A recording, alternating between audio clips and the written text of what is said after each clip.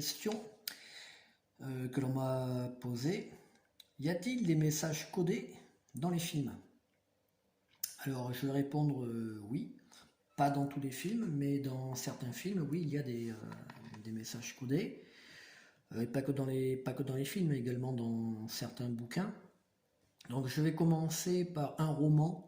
Alors, celui-là, je pense que tout le monde le connaît. C'est le Da Vinci Code.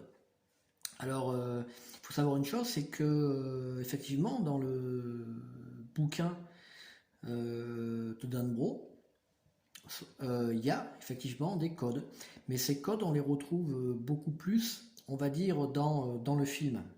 Alors, je vais revenir au bouquin.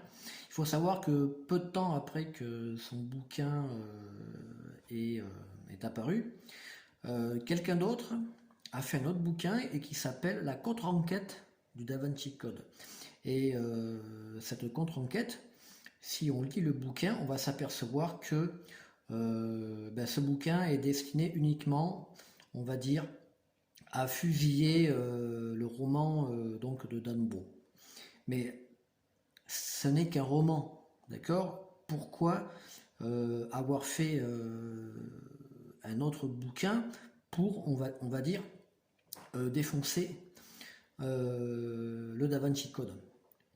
Eh bien, tout simplement parce que, effectivement, Dan Brown, dans son bouquin, et comme je vous l'ai dit auparavant, dans le film, il y a des messages qui apparaissent.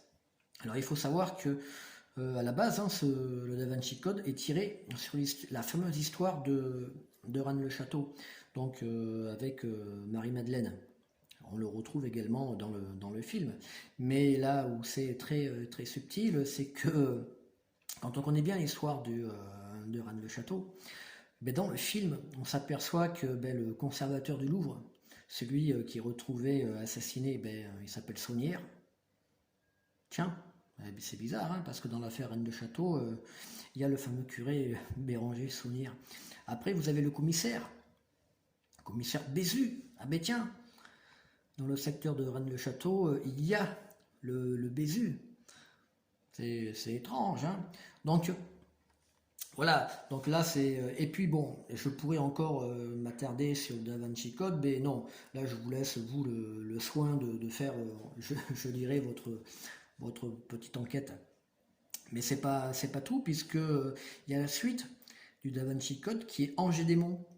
Et là aussi, il y a des codes qui sont passés dans le film. Alors là, ce sont plus des codes, on va dire, numériques. Je vais vous en donner un. Amusez-vous à compter combien de fois le mot Saint-Pierre est dit dans le film. Voilà, ça c'est cadeau, c'est gratuit. Après, vous avez un autre film qui est le fameux film 2012. Où là, eh bien, souvenez-vous le nombre d'arches qu'il devait y avoir au départ et le nombre d'arches qu'il y a à l'arrivée. Là aussi, c'est un code numérique, mais il n'y a pas que ce code-là, il y en a d'autres. Mais bon, je ne vais pas tout vous dévoiler. À vous aussi de faire un petit peu de travail. Ensuite, vous avez pas mal de Disney, les films Disney. Alors là, c'est voilà, c'est la cata. Blanche-Neige, par exemple. Blanche-Neige et des 7 nains. Alors là, vous avez un code, enfin plusieurs codes, mais ça, là, ce sont des codes alchimiques, comme les fameux 7 nains. Les 7 nains, ils font quoi? Ce sont des mineurs. Et qu'est-ce qu'ils cherchent, ces fameux nains? Devinez, et vous allez trouver. Vous avez aussi des petites comptines, comme une souris verte qui courait dans l'herbe. Alors là aussi, c'est un code, mais là, c'est un code alchimique. Alors vous allez me dire, bah ouais, mais un code alchimique, bon, mais oui, forcément, si vous ne savez pas, vous ne pouvez pas deviner, mais essayez de vous rencarder sur l'alchimie, et vous allez voir que ça correspond bien à ces codes-là. Donc oui, dans les films, vous avez des codes, enfin des messages qui sont codés. Maintenant, je vais vous parler des tableaux. Dans les tableaux, dans les peintures, là aussi vous avez des codes. J'en prends un.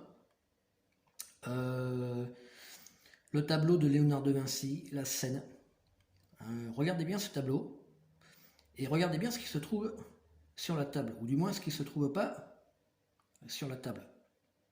Vous allez voir, Léonard de Vinci a lancé un message. Vous avez également le peintre Téniers. Alors là, c'est un petit peu plus compliqué, mais le peintre Téniers, dans certains de ses tableaux, lui aussi, a laissé quelques messages.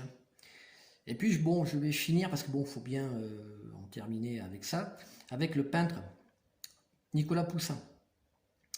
Regardez une de sa peinture qui s'appelle L'ordination et les 7 sacrements. Regardez bien ce qui se passe au premier plan. Voilà. Alors là, je ne vais pas vous donner l'info. Si vous ne la trouvez pas, bah, vous m'envoyez un petit message et je vous donnerai le message qui est passé. Voilà. Alors peut-être que je vous parlerai aussi plus tard du peintre Signol, qui lui aussi, sur ses tableaux, a laissé passer pas mal de petits messages codés. Voilà. Ben, je vous dis à bientôt. À plus.